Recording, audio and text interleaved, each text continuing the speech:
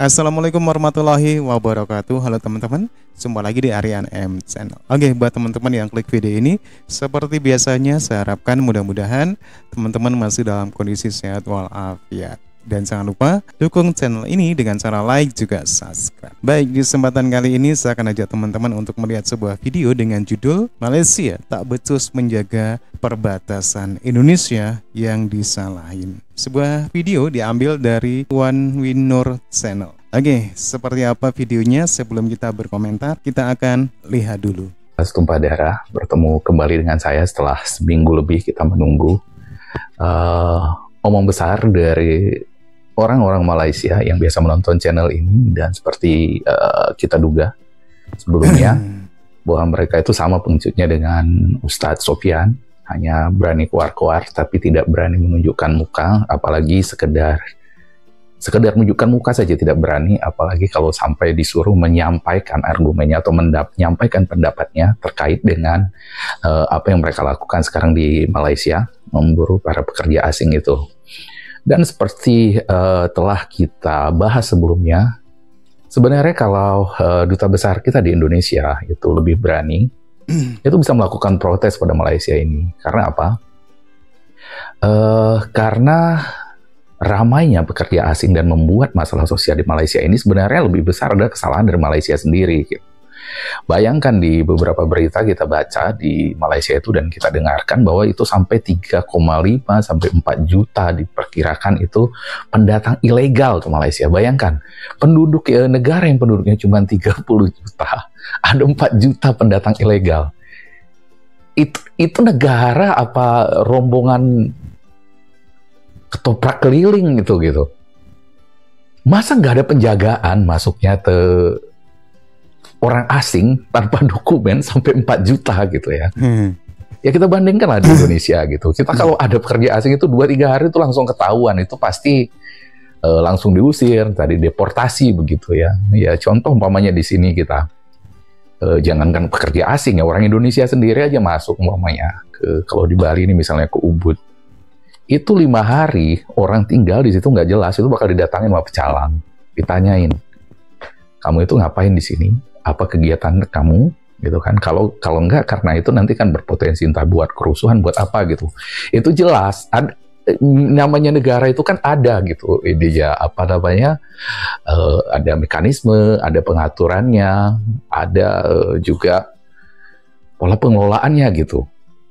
Jadi siapapun yang masuk kita tahu gitu. Ini Malaysia ini 4 juta gitu, dan sekarang mereka keluar-keluar. Si Ustadz Sofyan ini mulai teriak-teriak, pendatang asing itu haknya di sini cuma iya itu hak kalian gitu, tapi kok bisa lolos gitu, dan setelah orang masuk ke sana dia menyusahin semua negara yang warganya masuk ke sana.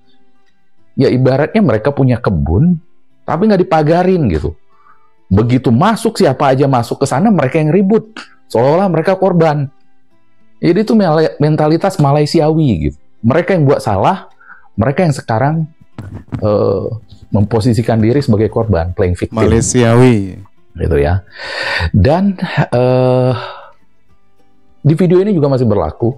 Kalau kalian nggak setuju dengan apa yang saya katakan, silahkan. Orang-orang Malaysia kalian yang katanya hebat, yang katanya pemberani, sejauh ini kalian itu yang terbukti itu pengecut semua.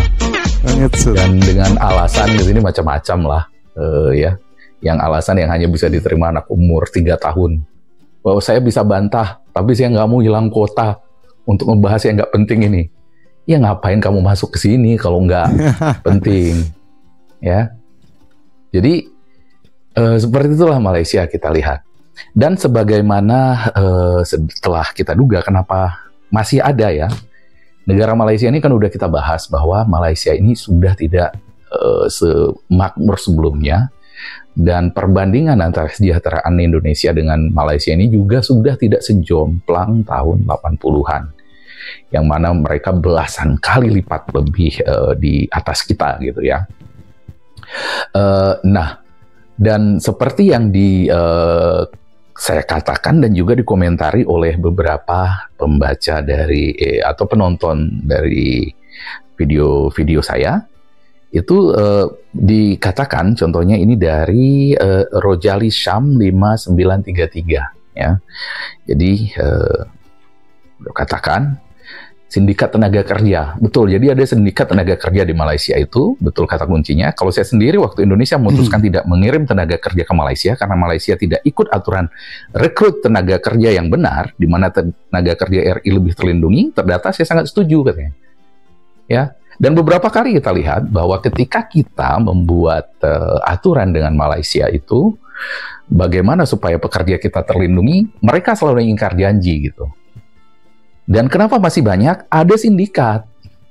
Karena orang Malaysia ini kan seperti kita bahas sebelumnya ya, itu mentalitas mereka. Mereka itu mau dapat manfaat tanpa bekerja, tanpa usaha apapun. Makanya ke sana itu mereka suka tenaga kerja ilegal gini, majikan-majikan Malaysia ya? Ini. Karena itu mereka bisa mempermainkan sesuka mereka gitu. Karena tidak ada terlindungi secara hukum. Jadi kalau mereka mau nunggak gaji ya semaunya mereka tunggak. Mereka nggak mau bayar gajinya, mereka bayar apa? Kemudian mereka kirimkanlah orang-orang Indonesia yang busuk juga ke Indonesia ini sebagai agen sindikatnya untuk membujuk rayu masyarakat kita, penduduk Indonesia yang memang membutuhkan pekerjaan dengan iming-iming Malaysia, dan mereka nontonlah video-video model IQWEW, Malaysia ini begini, menonton video seperti Sari Ting Ting, oh di Malaysia ini semua orang punya mobil, semuanya rapi gitu ya, diiming-imingi. Warga kampung kita, atau si Borunaga, di sini semuanya impor, semuanya rapi gitu, nggak seperti di Indonesia. Dan terbujuklah para pekerja kita atau pencari kerja di Indonesia ini ikut ke Malaysia. Datang tanpa dokumen dengan iming-iming tadi. Ya, mungkin dengan iming-iming kita dengan Malaysia ini kan bersaudara, kita saudara serumpun, sama-sama Islam, ini segala macam, terbujuk. Sampai di sana, mereka tidak dilindungi hukum, kemudian gaji tidak dibayar, terus muncul orang-orang model si Ustadz Sofyan ini, dibinatang-binatangkan lah. Mereka itu memang nggak mau introspeksi diri Malaysia, dan ini yang harus kita sampaikan kepada masyarakat Indonesia, jangan jatuh dalam bujuk rayu orang Malaysia atau sindikat-sindikat yang berhubungan dengan Malaysia. Ya, karena Malaysia itu sekali lagi bukan saudara serumpun kita, mereka hanya tetangga.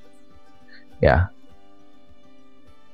bagaimana kita lihat, dan ya kalau di Aceh ya nggak bisa juga kita bilang itu, karena banyak di Aceh itu masih melihat Malaysia sana. Tapi kalau sekarang ini kita lihat bagaimana mereka memaki-maki orang Aceh dengan kalau kita warung, tapi mereka bilang kedai runcit karena udah sukses di sana, merasa bersaudara. Itu sekarang mereka itu mulai sentimen nanti Aceh juga di Malaysia. Sekarang ini muncul ya banyak dengan dari pengikutnya si Ustadz Sofyan itu. Nah, dan itulah yang dikatakan oleh saudara kita tadi, bahwa itu dia sangat setuju kalau tenaga kerja yang benar, mana tenaga kerja Republik Indonesia itu lebih dilindungi karena terdata tadi, itu kita benar sekali, tapi selalu yang kita lihat Malaysia lah yang ingkar janji soal itu ya. Dan kemudian itu keren, masih banyak tempat di luar negeri yang melindungi tenaga kerja kita, di Hong Kong, di Cina, Eropa, Timur Tengah, dan lain dalam negeri juga gitu. Dan saya udah nonton video dari Amerika juga begitu, dan tadi juga saya baru berbicara dengan salah satu mantan tenaga kerja Indonesia yang bekerja di Maladewa. Beliau itu penyanyi. Dia katakan di sana itu malah tenaga kerja itu sangat dihargai dari Indonesia ini. Ada banyak unggulan kita. Bagaimana nanti, saya lagi cari waktu untuk mewawancara beliau, mungkin nanti kami akan bincang-bincang, menanyakan, supaya kita warga Indonesia ini tahu gitu. Kalau kita begitu direndahkan di Malaysia, tapi banyak tempat di dunia ini kita, orang Indonesia sangat dihargai. Jadi, kita lupakan Malaysia. Nah, di sini tadi masih kita lanjutkan, ya, apa yang dikatakan oleh saudara kita, Rojali Syam. Lagian di dalam negeri saja kita kekurangan tenaga kerja, khususnya perkebunan kelapa sawit. Itu faktanya. Ya. Tapi sayangnya itu tadi, karena adanya sindikat-sindikat tadi, informasi-informasi seperti ini seringkali nggak sampai, dan kali lagi ya banyak dari limbah-limbah kita yang ada di Malaysia sana menggambarkan Malaysia itu segitu istimewanya, sehingga para pekerja kita ini atau calon pekerja kita ini banyak yang terbujuk gitu, karena mereka tidak mendapatkan gambaran yang tepat Malaysia. Karena itulah saya mengajak ke teman-teman penonton channel ini, mari kita sebarkan lebih banyak, entah itu di platform YouTube, Facebook, Instagram, atau TikTok gitu, bagaimana orang-orang realitasnya Malaysia, bahwa mereka negara itu dipenuhi orang-orang seperti Ustadz Sofyan gitu kan, yang menghina-hina kita, dikatakan binatang, padahal kita yang dibujuk ke sana untuk datang gitu. Realitas Malaysia yang seperti itu yang harus lebih banyak diketahui oleh orang Indonesia ya. Jadi bukan realitas artifisial seolah-olah mereka itu adalah kumpulan manusia beradab yang sedemikian baiknya, sedemikian bersaudara dengan kita. Harus ada penyeimbang gitu. Harus ada penyeimbang ya. Gambaran ideal Malaysia itu dengan realitas sebenarnya Malaysia seperti yang kita sampaikan di video ini selalu, yang sampai hari ini masih ada bertanya, kenapa sih sebegitu bencinya Malaysia? Enggak, jadi nggak ada urusan dengan benci atau nggak Malaysia. Sekali lagi, video-video saya ini adalah kontra narasi dari video-video tentang Malaysia yang saya anggap menyesatkan gitu.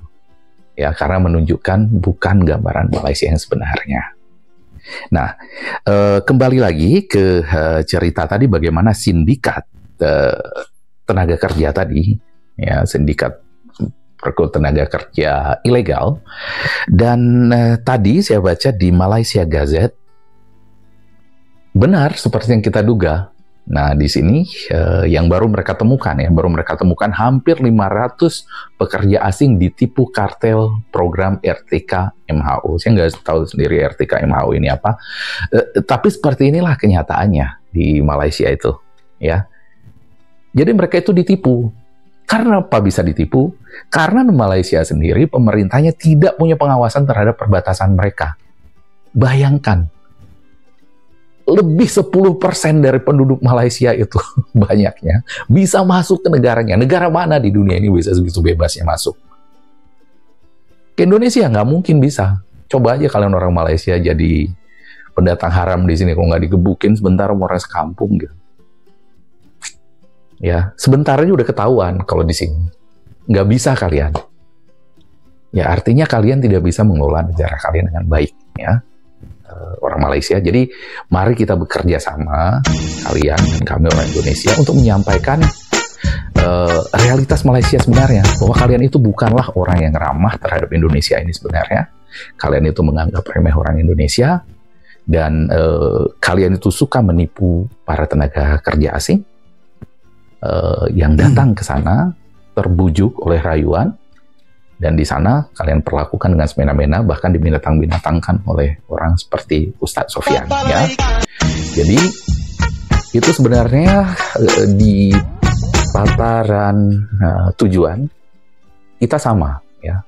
Kalian tidak ingin banyak tenaga kerja Indonesia di sana, kami pun berharap demikian di Indonesia ini. Jadi kami juga mempromosikan supaya jangan lagi ke Malaysia, kita carilah negara-negara lain yang menghargai kita. Karena kita adalah bangsa pejuang, dan mereka adalah bangsa giveaway dengan mentalitas tidak bekerja tapi dapat hasil yang banyak. Kalau kata orang Aceh ya, yang suku Aceh yang berbahasa Aceh di daerah kami, itu mereka punya istilah untuk orang-orang dengan mentalitas Malaysiawi seperti ini. Kuah belemak, ubek bekah, kata mereka. Jadi mereka maunya kuahnya itu lemak, enak gitu, tapi kelapanya jangan pecah. Itulah yang dilakukan oleh Malaysia di dalam kisruh tenaga kerja asing tanpa izin yang sekarang ada di negara mereka. Jadi begitu, saudara sebangsa, para penonton. Oke teman-teman, ya, demikian ulasan dari video Wan Win Nur Channel, ya, dimana beliau juga punya alasan tertentu. Kenapa videonya dikasih judul Malaysia tak becus menjaga perbatasan, Indonesia yang disalahkan?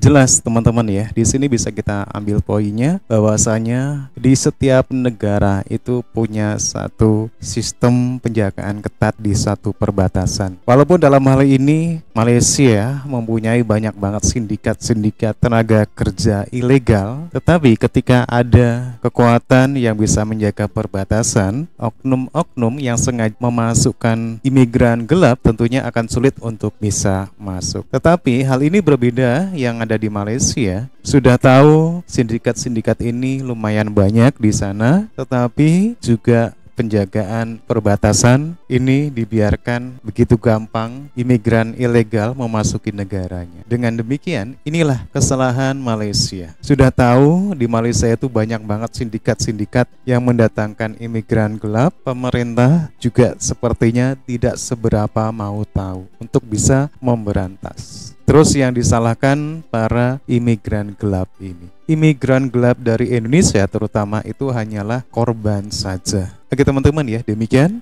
Menurut teman-teman gimana? Silakan teman-teman bisa berkomentar, tetapi jangan lupa like and subscribe. Terima kasih dan wassalamualaikum warahmatullahi wabarakatuh.